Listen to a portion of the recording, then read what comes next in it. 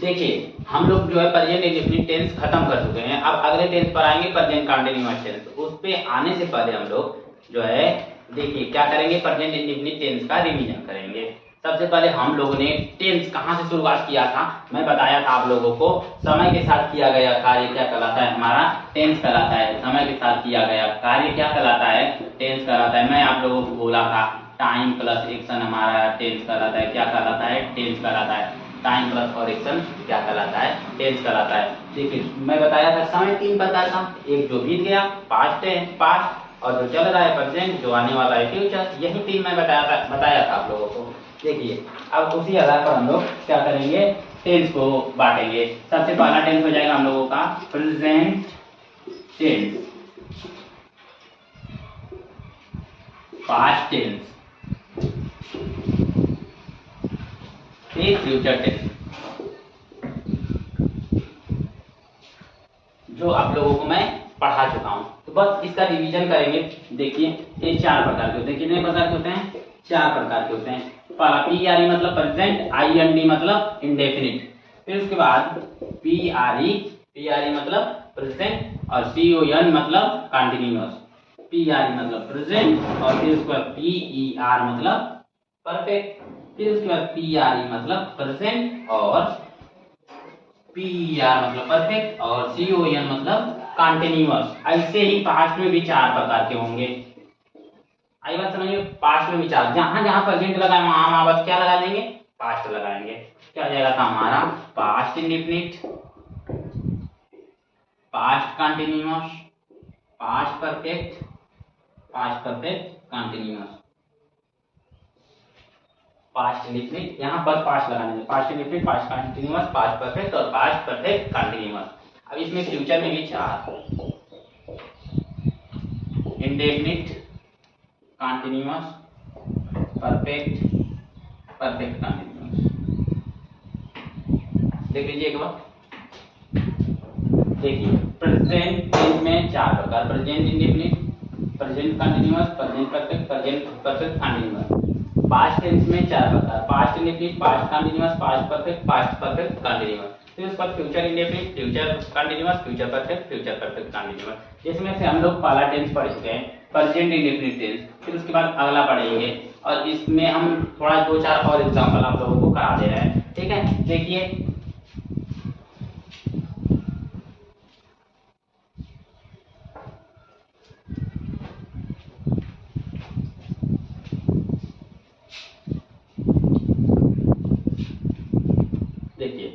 Present indefinite में बताया था वर्ब हमेशा किस में होती है, वर्ब हमेशा क्या होती है, प्लूरल होती है। आप लोगों को बता दूं वर्ब हमेशा प्लूरल होती है। इसका जो है सिंगुलर कैसे बनाते हैं, वर्ब में यस या यस जोड़ेंगे, वर्ब के फर्स्ट फॉर्म में क्या जोड़ देंगे, यस जोड़ेंगे, यस जोड़ेंगे, तो वर्ब सिंगुलर हो जाएगी। क्यों बनाते हैं, जब हमारा सब्जेक्ट जो है सिंगुलर आता है तो वर्ब भी क्या चाहिए, सिंगुलर चाहिए। वर्ब भी क्या चाहिए, सिंगुलर चाहिए। इसीलिए हम क्या करते हैं, वर्ब में यस या यस जोड़ते हैं। अच्छा अब कब यस जोड़ेंगे और कभी यस, तो देखिए जब वर्ब में क्या आ जाए, यस डबल यस यस यच सी यच और ओ आए, तो क्या जोड़ेंगे इसके साथ, ई यस जोड़ेंगे। क्या जोड़ेंगे, ई यस जोड़ेंगे, और बाकी के साथ क्या जोड़ेंगे, यस जोड़ेंगे। एग्जांपल देख लीजिए, जैसे गो में क्या जोड़ेंगे, लास्ट में ओ आया तो ई यस जोड़ेंगे। क्या हो जाएगा, गोज। प्ले, प्ले में क्या जोड़ेंगे, यस जोड़ेंगे, तो क्या हो जाएगा, प्लेज। आई बात समझ में, गो का गोज हो गया, प्ले का प्लेज हो गया। आई बात समझ में। देखिए फिर उसके बाद मैं आप लोगों को बताया था सिंपल सेंटेंस जो है, सिंपल सेंटेंस का स्ट्रक्चर बताया, सब्जेक्ट बताया तो वर्ब की फर्स्ट फॉर्म, ऑब्जेक्ट और रिमेनिंग। मैं बोला था अगर सब्जेक्ट हमारा बहुवचन हो, ये बहुवचन हो, प्लूरल हो, एक से अधिक हो, तो इसमें यस या यस नहीं जोड़ेंगे। अगर यह सिंगुलर है सब्जेक्ट तो इसमें यस या यस जोड़ेंगे, जो बता चुका क्यों जोड़ेंगे। अब देखिए इस पे मैं आप लोगों को एग्जाम्पल कराया था, आप लोगों को मैं एग्जाम्पल कराया था। जैसे मैं बोल दूं वह मधुर गीत गाती है, वह कैसा गीत गाती है, मधुर गीत गाती है, मधुर गीत गाती है, वह मधुर गीत गाती है। सबसे पहले वर्ब की इंग्लिश लिखेंगे सी, फिर उसके बाद गाने की इंग्लिश में बताया था सिंग, इसमें जोड़ देंगे yes, she sings a sweet song, sweet song. मधुर गीत का क्या होता है हमारा? स्वीट सॉन्ग होता है, सी सिंग्स अ स्वीट सॉन्ग। अगर यही बहुवचन रहता हमारा, जैसे कुछ इसकी जगह बहुवचन आ जाता, तुम मधुर गीत गाते हो, तो यहाँ पर यस यस नहीं लगाते हैं, you sing a sweet song हो जाता। आई बात समझ में? फिर उसके बाद मैं बताया था नेवर, जब बात में अक्सर नेवर और हमेशा आ जाए तो क्या करते हैं हम उसको जो है वर्ब के पहले रखते हैं। जैसे मैं बोल दूं वह अक्सर मंदिर जाती है, वह अक्सर मंदिर जाती है। वह अक्सर कहाँ जाती है? मंदिर जाती है। कौन जाता है? वह जाती है। तो वह की अंग्रेजी सी, और अक्सर की इंग्लिश लिखेंगे आप ऑफेन, और इससे कोई भी प्रभाव नहीं पड़ेगा वर्ब पर। इसमें जो है हमारा जो सब्जेक्ट सिंगुलर है तो वर्ब में यस या यस जोड़ेंगे ही। सी ऑफेन गो, इसमें ई एस जोड़ दिए, देखिए क्योंकि सब्जेक्ट सिंगुलर, वर्ब में ई एस जोड़ दिए। सी ऑफेन गोज टू टेम्पल, वह अक्सर मंदिर जाती है। आई बात समझ में? जैसे मैं बताया था कभी नहीं आ जाए, वह कभी नहीं मंदिर जाती है।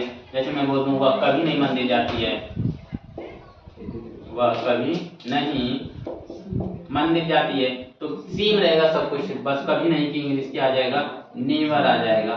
देखिए ये कभी नहीं है, नहीं रहता तो डू नॉट या डज नॉट। देखिए I have she never goes to temple. आई बात समझ में? क्या बस बदला हुआ है, कभी नहीं की इंग्लिश हम डज नॉट और डू नॉट नहीं लिखेंगे। जब आ जाएगा नहीं, सिर्फ नहीं रहेगा, कभी नहीं नहीं सिर्फ नहीं रहेगा, तो हम क्या लिखेंगे? डज नॉट या डू नॉट। उसका एग्जाम्पल देख लीजिए, जैसे मैं बोल दूं वह मेरे घर नहीं आती है, वह मेरे घर नहीं आती है, वह मेरे घर नहीं आती है।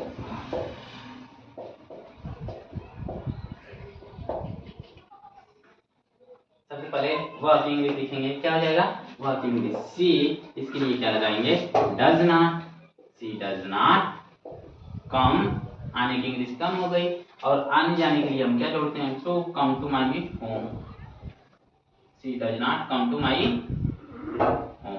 आई बात समझ में? She does not come to my home. अच्छा यहाँ कभी नहीं रहता, वह मेरे घर कभी नहीं आती है, तो कभी नहीं बस नेवर आ जाता है, इसकी जगह नेवर आ जाता। अच्छा इसमें क्या जोड़ेंगे? यस या यस जोड़ेंगे? नहीं जोड़ेंगे, क्योंकि यहाँ पर पहले से ही यस जुड़ गया है। अगर यहाँ पर कभी नहीं रहता तब हम जाके कम्स करते, इसमें कम नहीं, कम ही रहेगा, कम से नहीं करेंगे। आई बात समझ में? अब इंट्रोगेटिव का एग्जाम्पल देख लेते हैं हम लोग।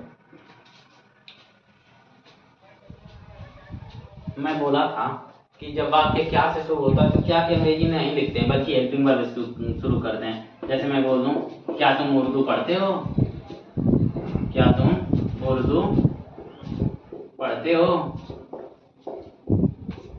क्या तुम उर्दू पढ़ते हो, क्या तुम उर्दू पढ़ते हो। सबसे पहले क्या की इंग्लिश लिखना नहीं है, तो उनके लिए हेल्पिंग वर्ब क्या आ जाएगा?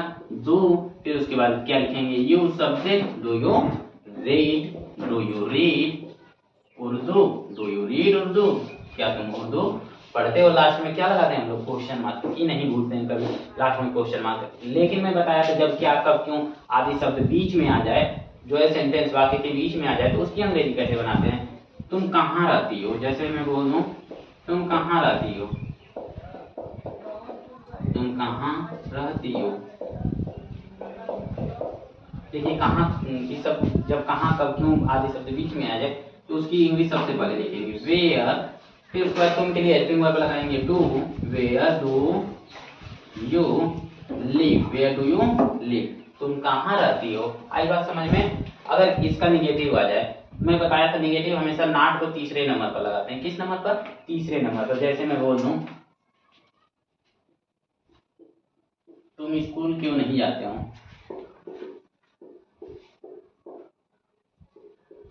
तुम स्कूल क्यों नहीं जाते हो, तुम स्कूल क्यों नहीं जाते हो। तो सबसे पहले वाई की इंग्लिश लिखेंगे, वाई, फिर उसके बाद तुम के लिए हेल्पिंग वर्ब लगाएंगे do, why do you not go to school. Last में लगाएंगे क्वेश्चन मार्क। अच्छा मैं आप लोगों को बताया था काउंटिंग यहाँ से स्टार्ट करते हैं, इसको एक मानेंगे, दूसरा ये हो गया, 3 हेल्पिंग वर्ब से स्टार्ट करते हैं। Why do you not go to school. देखिए तीसरे नंबर पर नॉट आया हम लोगों का, आई बात समझ में, तो तीसरे नंबर पर हमेशा नॉट लगता है। अब आगे हम लोग बढ़ेंगे, जैसे मैं बताया था कौन, कौन के लिए बताया था, कौन अंग्रेजी पढ़ता है, कौन अंग्रेजी उर्दू पढ़ता है, कौन अंग्रेजी बोलता है। तो ऐसे मैं आप लोगों को 2-3 सेंटेंस इस पर करा दे रहा हूँ। देखिए मैं आप लोगों को बताया था कि जैसे बोलूं कौन अंग्रेजी बोलता है, कौन अंग्रेजी बोलता है, कौन अंग्रेजी बोलता है, कौन अंग्रेजी बोलता है। तो आई बात समझ में। देखिए सबसे पहले कौन की इंग्लिश लिखते हैं और कौन को सब्जेक्ट बना दिया जाता है। मैं बोला था कि जब वाक्य में कौन आता है तो उसको सब्जेक्ट बना दिया जाता है, और सब्जेक्ट कैसा हमारा होता है, सिंगुलर होता है। आई बात समझ में। और इसको असर्टिव के नियम से बनाते हैं, यानी सिंपल के नियम से। वो स्पीक, अब इसमें क्या जोड़ेंगे, यस जोड़ेंगे। क्यों, क्योंकि यह असर्टिव के नियम से बनेगा और यह सिंगुलर है, तो इसमें यस जोड़ देंगे। वो स्पीक्स इंग्लिश, वो स्पीक्स इंग्लिश, वो स्पीक्स इंग्लिश। लास्ट में क्या लगा देंगे, क्वेश्चन मार्क। इसका नेगेटिव आ जाएगा तो बस क्या आ जाएगा, डज नॉट आएगा। डू नॉट हु वाले में नहीं जोड़ेंगे, क्या जाएगा, who does not speak English.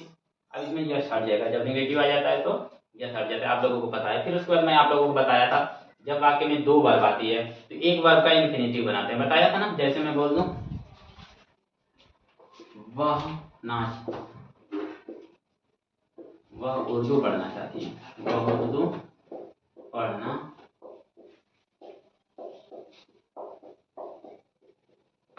चाहती है, वह उर्दू पढ़ना चाहती है। क्या बोला हूँ, वह उर्दू पढ़ना चाहती है। देखिए वर्ब आ गया, पढ़ना और चाहना। जब वाक्य में 2 वर्ब आती है, कितनी वर्ब आ जाए, 2 वर्ब आ जाए।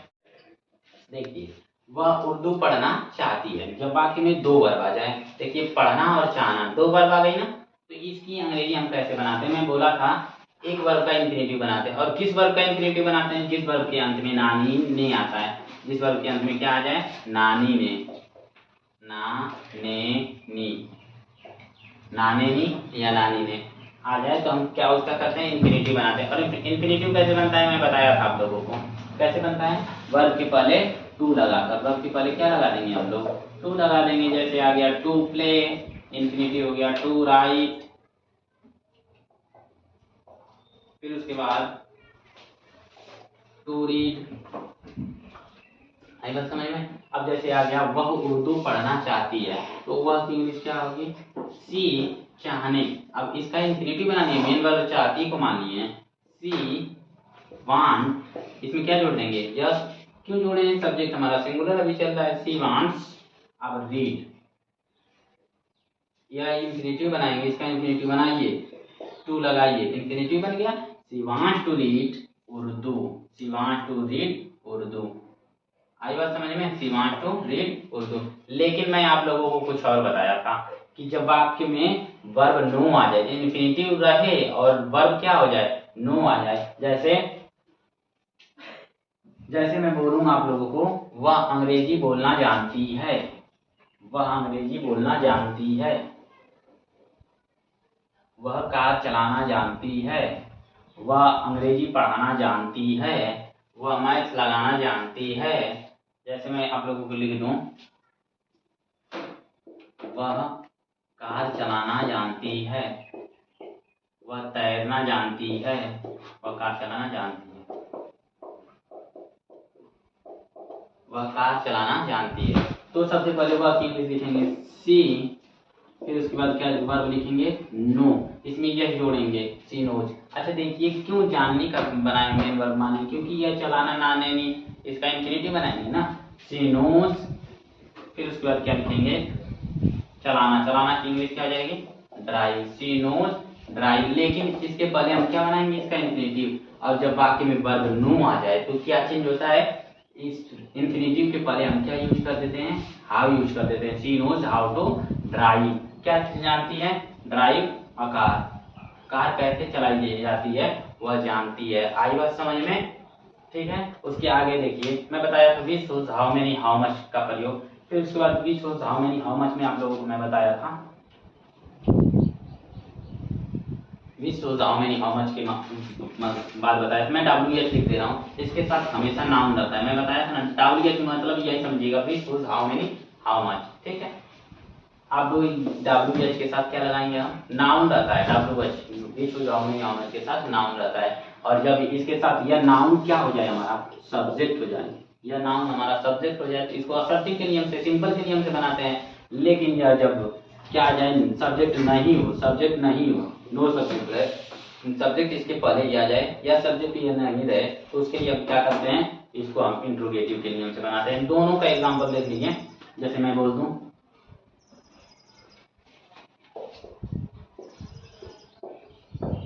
कितने बच्चे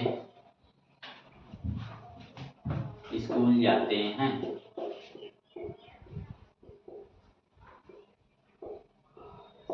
जाते हैं,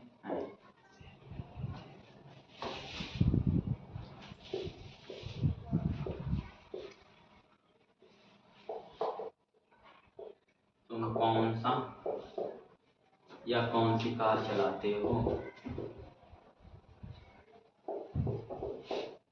चलाते हो। अच्छा देखिए, इसमें कितने बच्चे स्कूल जाते हैं, कितनी के बाद आया है हमारा, वह क्या है, सब्जेक्ट है, सब्जेक्ट है ना। फिर उसके बाद इसमें क्या है, कौन सी के बाद सब्जेक्ट नहीं है, नाउन है लेकिन सब्जेक्ट नहीं है, तो तुम देखिए, तुम जो है सब्जेक्ट है इसमें, तो तुम पहले ही आ गया।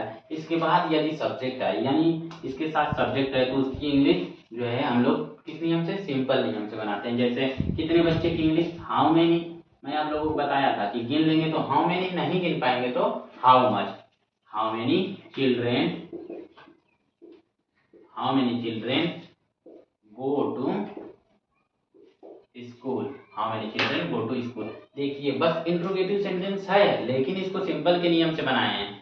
अब देखिए, यह जो इसके साथ नाउन है लेकिन सब्जेक्ट नहीं है, तो क्या हो जाएगा, कौन सी का इंग्लिश सबसे पहले विच हो जाएगा, विच कार। अब इसको इंट्रोगेटिव नियम से बनाएंगे, तुम के लिए क्या आ जाएगा, डू आ जाएगा, which car do you drive, which car do you drive. आई बात समझ में। देखिए उसके बाद